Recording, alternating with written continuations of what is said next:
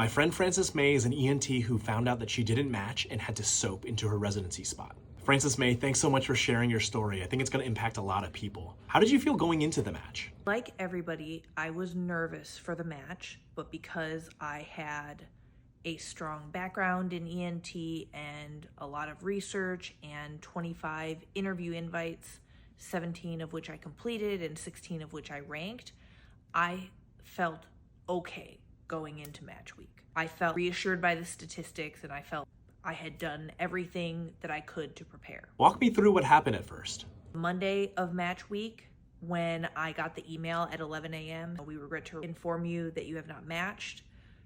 It truly was like the world fell out from under me and I basically blacked out. I called my mom and my boyfriend at the time, now husband, mostly him trying to reassure me and a lot of tears. Like most doctors, I was able to just dissociate. So I went into problem solving mode. I called my mentors. I called people in my network who were in my corner and able to give me some kind of emergency advice and help me rally. I hadn't prepped emotionally or literally to soap, but when it came down to time to figure out what job I would have the next year, I looked at the soap positions and there were 11 ENT spots open. Wow, so very much a scramble, which coincidentally was the old name for the soap. Isn't soaping pretty rare for ENT? UIC didn't submit their rank list, and so all 3 spots there went unmatched, and that had this domino effect through all the programs where Northwestern had an open ENT spot, Dartmouth had an open ENT spot, Mizzou did,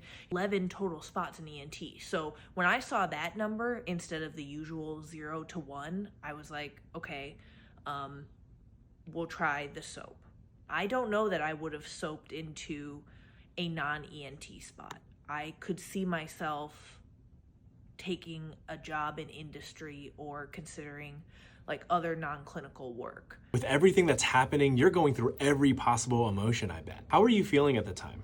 I felt one way, nothing, because I totally blacked out and dissociated. I think it was like really shocking and painful. I remember my friend who showed up for me that week and sat Shiva in my apartment with me, like brought me food because I was too embarrassed to leave my apartment and basically had no appetite. My med school friend showing up for me was incredibly meaningful during that time. One of the overpowering emotions that I had was just feeling betrayed. One put so much work into their application, doing everything to get honors on every rotation, becoming AOA, having all these publications, getting all the